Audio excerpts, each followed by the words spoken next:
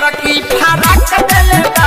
गदहा के लन ना देले बा तहरा बहिनी के झाड़ छिल के मोच बना ना बहन चोत के बात सुनो नया साल में पियर की फराक देले बा। ए भौजी तलार चटालू। अच्छा रणविजय की तरफ का हाल बा भाई। आज हम फिर से बात करले बानी सागर संगम आ धामू बाबू के बारे में। तो जैसे कहती भाई लोग वीडियो जैसे लास्ट देखम तबे वीडियो में मजा आई। तब वीडियो बना के की मकसद आप सबके दिल से हंसाने के लिए ना किसी के दिल को ठेस करने के लिए। तो बिना कोनो लाना हंसू करनू आज के बच्चों दिन स्टार्ट कर जाओ। भौजी अगर पियर की फ्राक के जगह पर गधा के लंड दे रहे नू तो हम बहुत खुशी होती। कोई दिक्कत है तहरा गाँव में नू हक दी मतलब गिर जाये।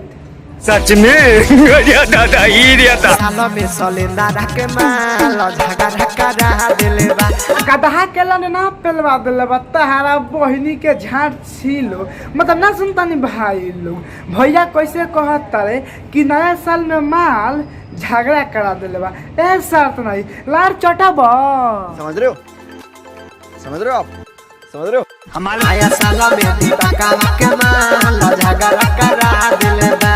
ए शर्त नहीं झगड़ा कराए चाहे लाड़ चाट के बानर हो जाए वो से कुछो ले देखने के। जैसे तू कहा तानू कि नया साल में माल झगड़ा करा दिले बा तो तहार बात सुन के मन करता तहां गरम खुद के पेल दी कि हगिए देबा। गजब बेइज्जती है।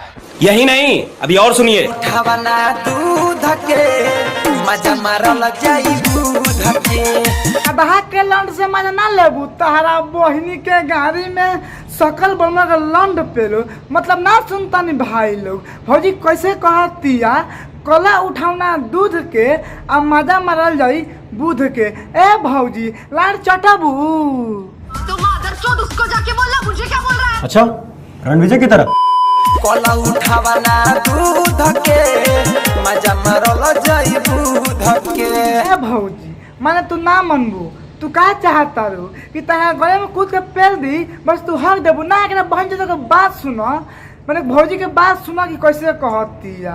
ए भौजी ऐसे नहीं मानू गधा के लंड से मरोए कसम से कदिन तारा नु बड़ी मजा आई। सच में दादा बोलम से तो बानी बड़ी तंग रे। अच्छा अपना भत्ता से तबाह बारे।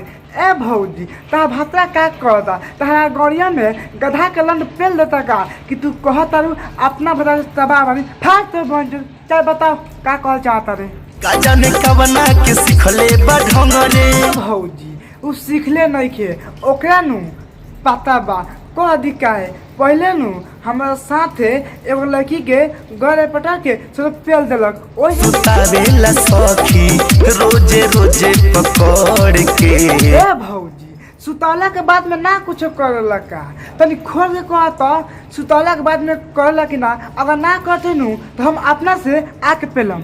सीढ़ी पढ़ के करे भतारे रोज चढ़ के बारे तहरा बहिनी के गाड़ी में अपना बड़का बाबू को लंड पेलू वाह तहरा भतार ABCD पढ़ के आ कहे चढ़ के। ए भौजी तहरा तो खुश रहे के चाहिए कि तारा भतार नु चढ़ के कहता।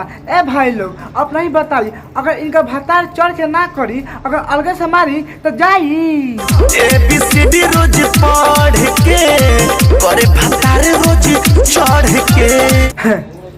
ए भौजी हम बतावता कही तो भतार काहे चढ़ के करेला उ तो जानता अगर अपना भौजी के मतलब अपना मौगी के चढ़ के ना करम अगर ओकर मजा ना आई तो हमारा मुँह में ना मुँह के भाग जाई। ओइसे नु तहरा के चढ़ के करेला कि तहरा के जितना पेली नु उतना तहरा मजा आई।